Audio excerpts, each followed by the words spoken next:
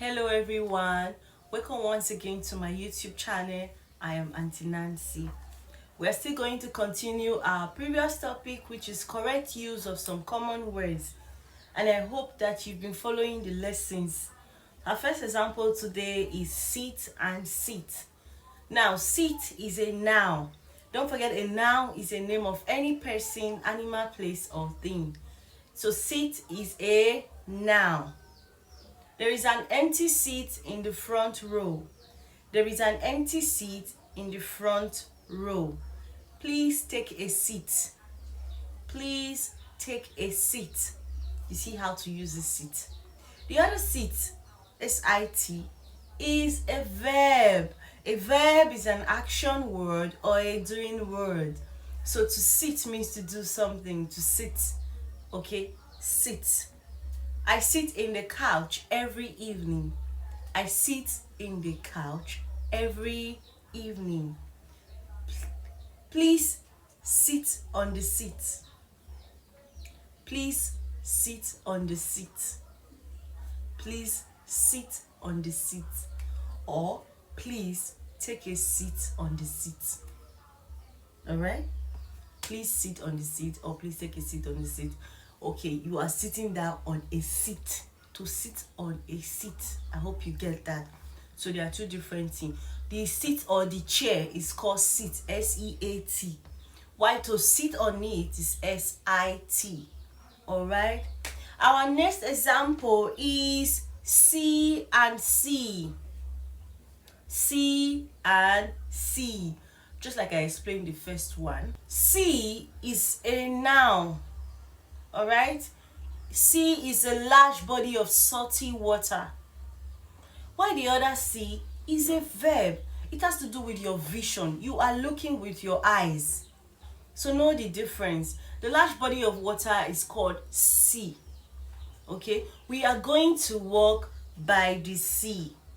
We are going to walk by the sea. While the other sea has to do with vision, like I mentioned earlier. Can you see me? I can see you. I can see the sea from our apartment. I can see the sea from our apartment. So know the difference. Like I said, these are homophones. They have the same pronunciation, but they do not have the same spellings and they do not mean the same thing. So it's better for you to know the difference so you know in what context to use each of them. Our next example today is write and write. Write and write. To write is a verb. You are writing on your book. Is a verb because you are performing an action. Write. Alright? Write is an action. You are doing something. Don't forget, a verb is an action word. Now, I taught part of speech. Go back to my videos and you will see I have taught part of speech before now. So just go back to the video. So write is an action word, like I mentioned earlier. Write is an action word. You're doing something, you're writing down. For example, I can write my name. I can write my name. For the other write, it has to do with, it can be good, it can be justified, it can be accepted, it can be morally. It can also be correction. Can also be, it's when something is correct. All right, when something is correct, I say, oh, you were right about what you said earlier. You were right about what you said earlier. She knows the difference between right and wrong. She knows the difference between right and wrong. So you see how to use the two right. One is a verb, one is an adjective. All right. One is a verb, one is an adjective. Oh, that's the right answer. That's the right answer. All right. So know this and know the difference. They are sounding the same way, right and right, but they do not mean the same thing and they do not have the same spellings. All right. Finally, our last example is wick, wick, and wick. Weak has to do with not having strength. Oh, she looks so weak. She looks so weak. I feel weak this morning. All right, not having strength. When somebody's not feeling fine, the person does not have strength. So oh, she's weak or he's weak. He couldn't come because he's so weak. All right, not having strength. Then week has to do with the days of the week, weeks in the months, and for example, I'll be traveling to Lagos next week. I'll be traveling to Lagos next week.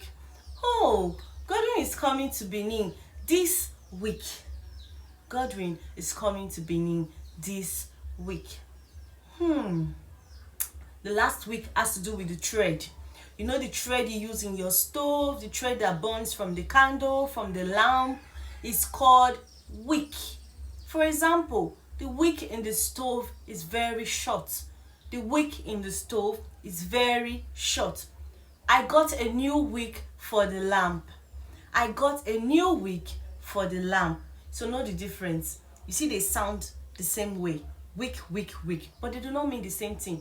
The first one has to do with not having strength. The second one has to do with the days of the week. And the last one has to do with the thread you use when you light a fire. For example, the thread in the stove, the thread in the candle, the thread in your lamp or your laptop is called a wick. Alright, it's called wick. Now this will be the last video for this topic. If you are just joining, I will advise that you go back and watch previous videos from where we started the lesson. We are doing correct use of some common words. Alright, so keep practicing. Remember that you are not too old to learn how to read and write. Education is from cradle till death. And remember that you are not learning because you want to write the exam. You are learning because you want to function proper in your society. For example, if you cannot read and write, you do not have secrets. You have to ask people to do everything for you because you can't do it yourself. So you see why you need to learn how to read and write.